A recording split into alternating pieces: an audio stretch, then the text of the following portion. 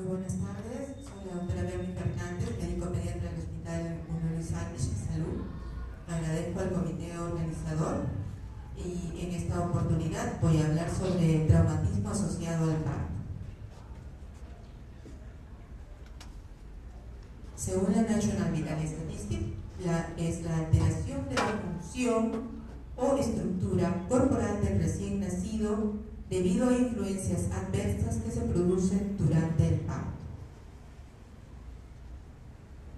Otro concepto nos dice que es la lesión resultante de fuerzas mecánicas como compresión, torsión, tracción, que actúan sobre el recién nacido durante el proceso del parto.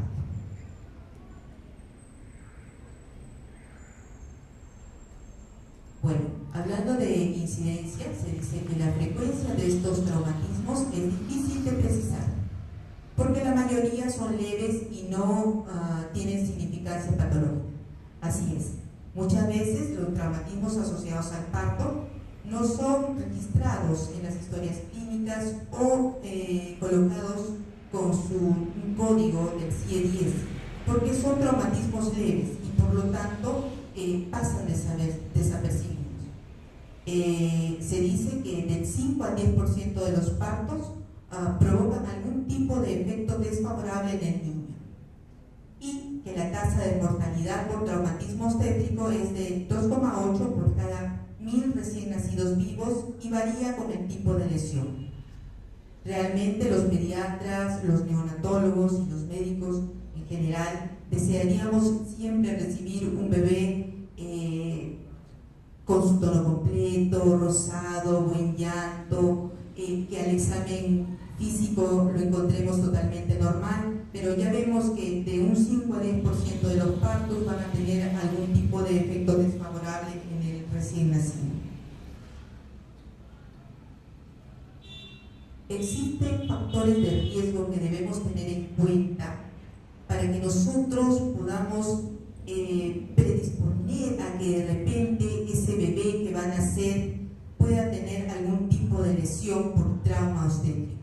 ¿Cuáles son estos factores de riesgo? Primiparidad, talla baja materna, anomalías pélvicas maternas, parto prolongado o rápido, oligohidramnios, presentación anómala del feto, uso de forceps, peso muy bajo al nacer o prematuridad extrema, macrosomía fetal o cabeza fetal de gran tamaño, anomalías fetales. Todos estos factores de riesgo voy a ir mencionando a medida que voy a ir hablando en forma corta de estas lesiones que pueden ocurrir. Existen momentos del periodo perinatal en los que se puede dar o ocurrir este traumatismo. Se dice que durante el trabajo de parto podemos tener alteraciones de la contractibilidad uterina. Realmente esto no es muy frecuente, yo creo que podría estar asociado a ciertas maniobras que a veces se realizan durante el parto para que el bebé pueda salir. Es así que muchas veces nosotros hemos estado frente a situaciones donde el ginecólogo o de repente la obstetra hace la maniobra de Clisteller y esto puede conllevar alguna lesión en el bebé. Durante el pasaje por el canal del parto, por compresión de las espinas isquiáticas y la cresta sacra. Esto es bastante frecuente. También al momento del nacimiento, por estiramiento o torsión durante la extracción manual, por compresión de cabeza o cara con forceps, por retención de los hombros o de la cabeza, y posterior al nacimiento durante la reanimación. También durante la reanimación podemos causar algún tipo de traumatismo, sobre todo cuando usamos la bolsa de reanimación o cuando usamos el laringoscopio, podemos ocasionar algún trauma en el bebé.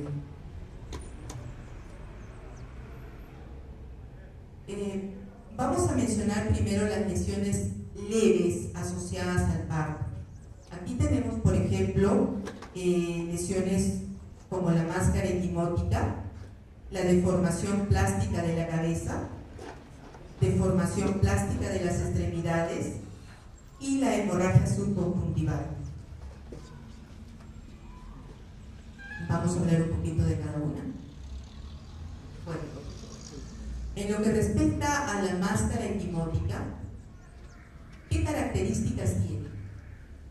Es una cara con aspecto amoratado, cosas rosadas. Hay un factor de riesgo, generalmente asociado a circular de cordón, que vemos con mucha frecuencia, y generalmente está asociado a deformación plástica de la cara. Volvemos a la figura para recordar. Aquí está. Entonces es una cara amoratada. A diferencia del resto del cuerpo, el resto del cuerpo está rosadito, tiene buen tono. Solamente la cara se ve amoratada y de repente lesiones petequiales. Esta lesión es leve, generalmente en el transcurso de los días va a desaparecer.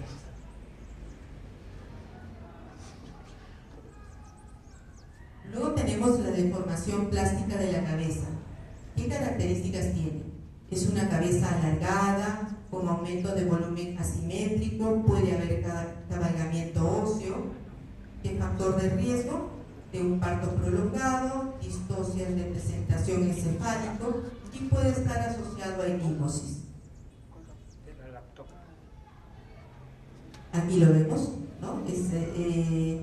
Hay una, digamos, deformación plástica, se menciona, de la cabecita. Esto también no requiere mayor tratamiento, en el transcurso de los días va a tomar su forma normal.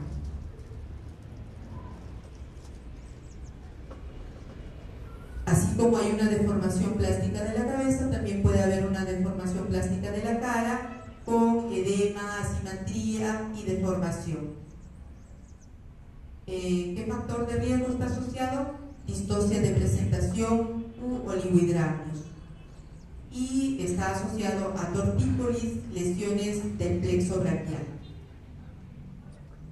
Luego tenemos la deformación plástica de las extremidades inferiores. ¿Qué características? Una hiperextensión de rodillas y o caderas, deformación reductible de los pies. ¿Qué factor de riesgo? Presentación podálica con parto vaginal o cesárea o también la presencia de oligohidramios.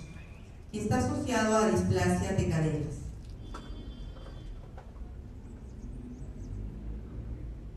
Acá la tenemos en el esquema.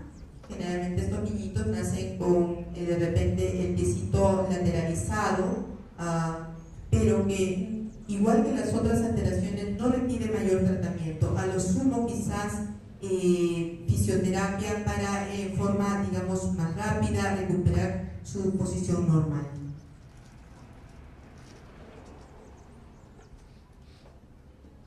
Luego las erosiones de piel, es una lesión enrojecida o sangrante y está asociada a factores como extracción difícil o parto con forceps y generalmente acompañado está a hematomas o deformaciones plásticas que ya hemos mencionado. Finalmente la hemorragia subconjuntival, esta también es bastante frecuente, casi siempre vemos este sangradito en los ojos del bebé y que para la madre es tan preocupante. ¿Qué características tiene? Ojo con sangre retenida bajo la conjuntiva, generalmente está asociado a un parto vaginal. Quizás aquí en el esquema un poco grosera, la imagen no llega a ser tan grande, la hemorragia generalmente es lineal, pero se la coloca para que se tenga en cuenta, ¿no? Y que causa mucho, digamos, desconfort en la madre cuando lo ve en su bebé. Todas estas lesiones leves se resuelven solas, no requieren mayor tratamiento.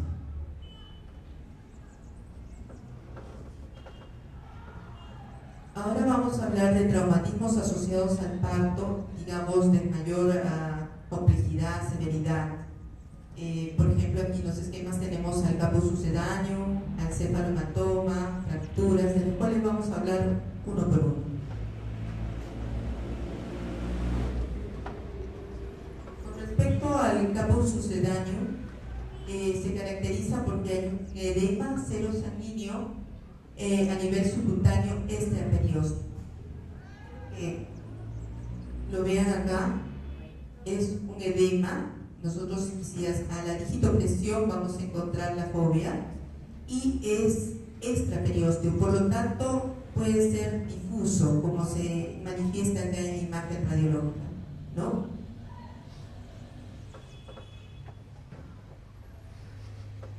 No es grave, es bastante frecuente y está asociado a recién nacidos a término, parto vaginal difícil.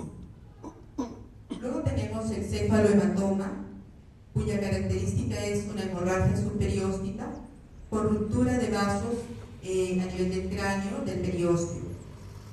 En general no suele ser grave, la frecuencia es de 2,5 de 100 nacimientos y está asociado a recién nacidos a término, donde se usó forceps, un parto difícil o podálico, y siempre hay que descartar una fractura lineal del cráneo. Regresamos a la figura, el cefalohematoma. Aquí tenemos dos cefalosehematomas. Y a diferencia del caput, aquí sí está, digamos, enmarcado porque está subperióstico a un determinado hueso, generalmente a los parietales o también puede ser al occipital, ¿no? Y a diferencia del cefalohematoma que se resuelve generalmente en 72 horas, puede demorarse hasta 45 días en resolverse, o sea, es más lento. Y lo que sí podemos encontrar en estos recién nacidos es que hacen ictericia y muchas veces se preocupan porque piensan porque podría ser algún otro problema, de repente por incompatibilidad o una ictericia prolongada por hipotiroidismo, y si no nos percatamos que este paciente tiene un cefalohematoma, y esa puede ser la causa de su ictericia prolongada.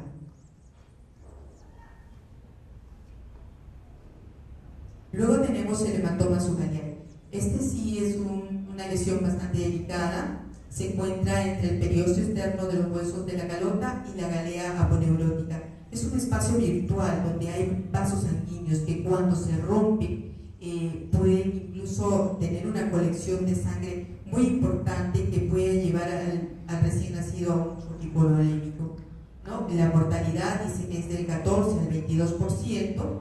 Y su frecuencia se dice de 4 en 10.000 nacimientos. Está asociado a recién nacidos a término, forceps, parto difícil, y se debe descartar choque hipovolémico, coagulopatía primaria o de consumo. Luego tenemos la fractura de cráneo, que puede ser lineal o deprimida. La lineal generalmente es asintomática. Es la más frecuente y el hueso más afectado es el parietal. Está asociada a recién nacidos a término, donde se usó forceps, un parto difícil y la presencia de cefalohematoma paralelamente. En el caso de la fractura deprimida, esta puede ser grave, es menos frecuente y también está asociada al uso de forceps, macrosomía, y puede estar relacionado a una fractura occipital asociado a la presentación podálica. Vamos a ver acá. Entonces, esta es una fractura lineal, como les decía, es la más frecuente, es la más benigna, generalmente no tiene síntomas, y estas fracturas están asociadas al uso del forceps.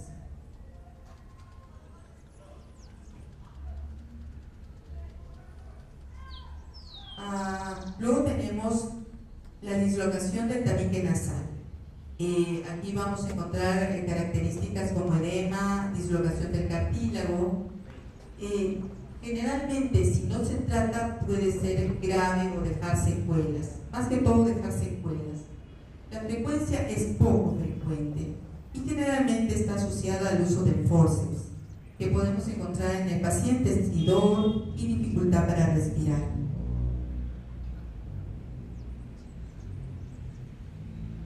Vamos a mencionar otro tipo de patologías o lesiones asociadas al parto. Aquí tenemos un esquema de las hemorragias.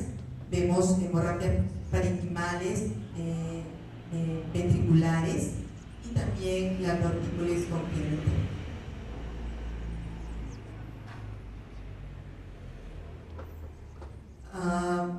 Vamos a hablar de la intraventricular, ya habíamos mencionado, de la lesión leve, donde hay una hemorragia subconjuntival retiniana, generalmente no es grave, es bastante frecuente y puede estar asociado a un parto vaginal. En el caso de una lesión severa, puede haber a nivel periorbitario una lesión corneana, ifema, hemorragia del vitrio y retinopatía de Purchers. La gravedad, bueno, sin tratamiento puede haber secuelas frecuentes y graves. Se dice que la frecuencia es de 1,9 en 1000 nacimientos y está asociado al uso del forceps también. Tenemos la hemorragia intracraneal. Estas hemorragias pueden ser subdurales y subaracnoideas y también intraventriculares y parenquimatosas.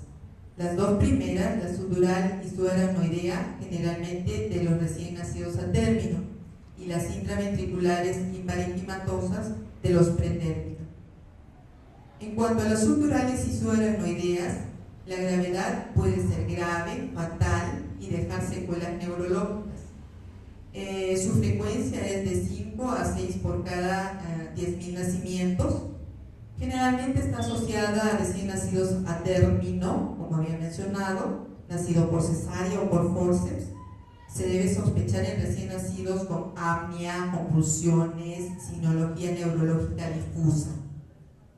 En el caso de las hemorragias intraventriculares y parenquimatosas, la gravedad también suelen ser graves, puede ser fatal o dejar secuelas graves, y está asociada a los prematuros, a los recién nacidos pretérmino, especialmente pretérmino extremo.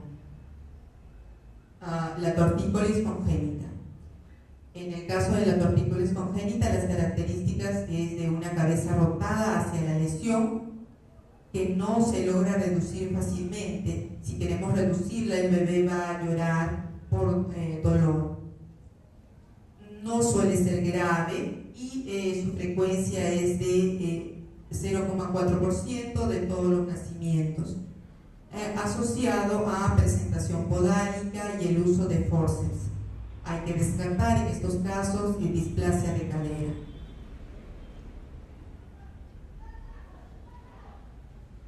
Bueno, otras imágenes de otro tipo de lesiones que vamos a ir mencionando. Aquí tenemos una fractura de clavícula, parálisis de Ehrb y la fractura de los huesos largos.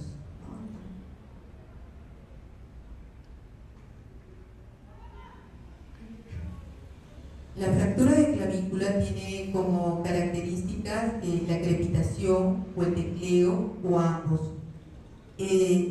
Digamos que esta es la fractura más frecuente en los recién nacidos y que nosotros en todo recién nacido debemos evaluar las clavículas, porque muchas veces pasa desapercibido.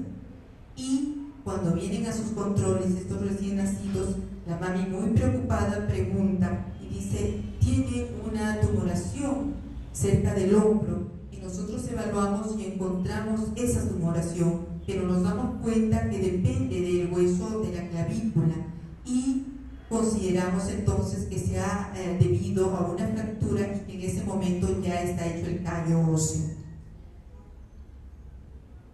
Cuando hacemos la evaluación, pasamos el dedo índice a través de la clavícula y vamos a sentir un chasquido o que baja el dedo. Entonces ese es el signo de la tecla.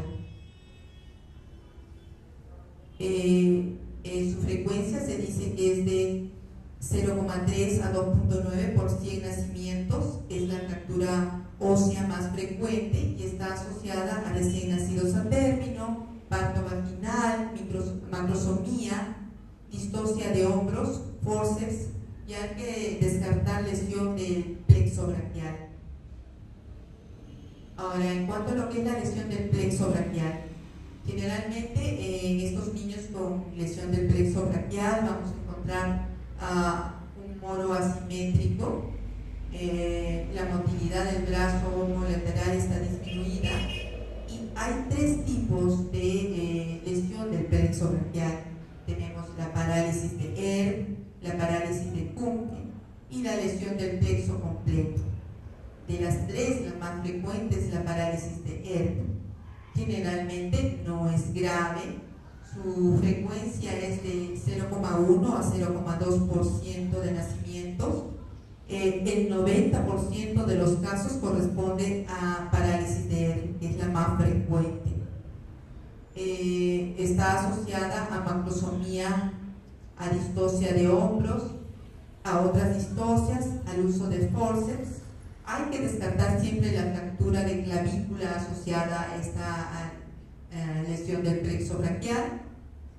En la parálisis de ERT, descartar la lesión del nervio frénico, y en la parálisis de Kumpe, el síndrome de Horner.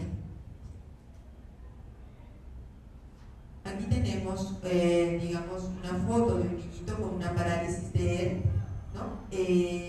Hubo lesión de las raíces C5 a C7 y presenta el miembro superior en aducción con rotación interna. La articulación del codo está extendida, la articulación de la muñeca flexionada con flexión de los dedos.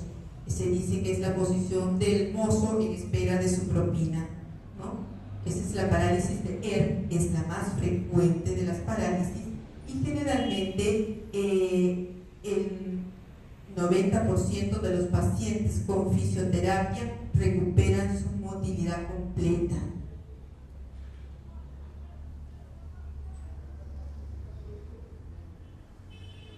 Ahora tenemos fractura de los huesos largos.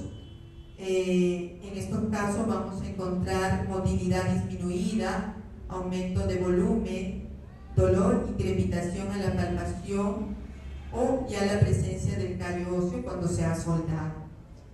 Su gravedad es mediana. Se dice que la fractura del fémur es la más frecuente y se presenta de 0,13 por 1000 nacimientos. El número de 0,05 por 10.000 nacimientos es menos frecuente, y está asociada a prematuridad y bajo peso, cesárea empodálica, y siempre hay que descartar que no vaya a haber de repente algún otro diagnóstico de fondo, por ejemplo una osteogénesis imperfecta o de repente una osteoporosis.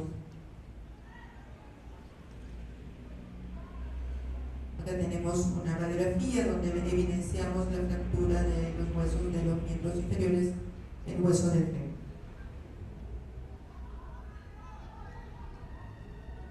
Otras lesiones tenemos la parálisis del nervio facial y la lesión del nervio frénico.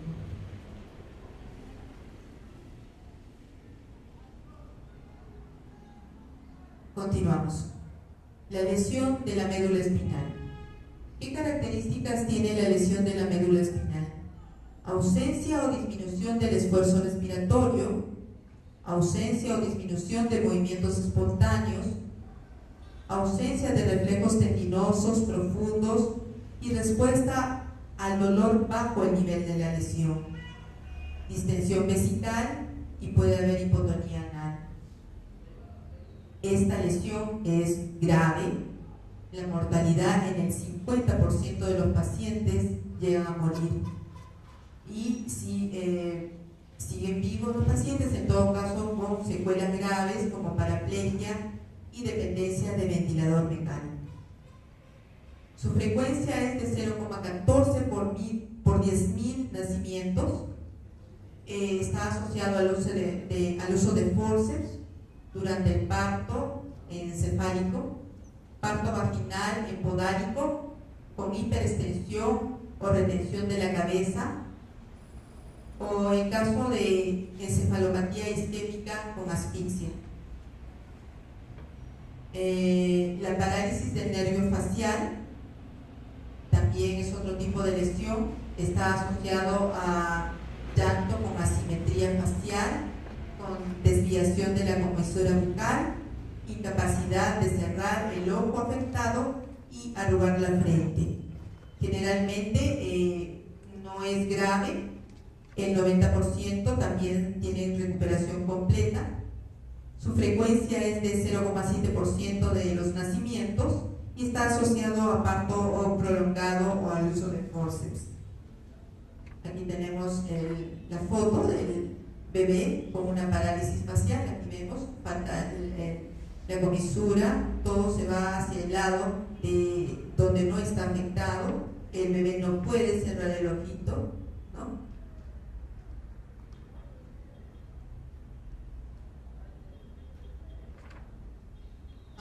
Lesión del nervio esfrénico. En este caso, las características van a ser: hay una parálisis del diafragma homolateral con diferentes grados de dificultad respiratoria. Generalmente no es grave, también el 90% se recuperan completamente, es poco frecuente y generalmente está asociada a lesión del plexo braquial en un 75% de los casos. Y de las lesiones del plexo braquial, a la cual está más relacionada es a la parálisis de ERP. Entonces, cuando nosotros tengamos un paciente con parálisis de ERP y paralelamente tiene dificultad respiratoria, entonces tenemos que pensar en que pueda estar asociado una lesión del nervio frénico.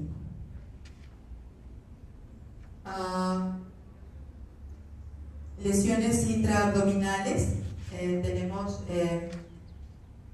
por ejemplo la lesión de hígado, de vasos suprarrenales, donde vamos a encontrar básicamente signos de palidez, decaimiento, taquicardia, choque hipovolémico o distensión abdominal. Su gravedad potencialmente letal, especialmente la lesión hepática con choque hipovolémico. Su frecuencia es poco frecuente, es infrecuente. La lesión hepática es la más frecuente de todas ellas y está asociado a prematuridad, hepatomegalia, desórdenes de coagulación, asfixia, parto complicado. Hay que descartar coagulopatía de consumo e insuficiencia suprarrenal aguda. Bueno, eso es todo. Hemos terminado la presentación. No sé si hay preguntas. Bueno, muchas gracias, les agradezco.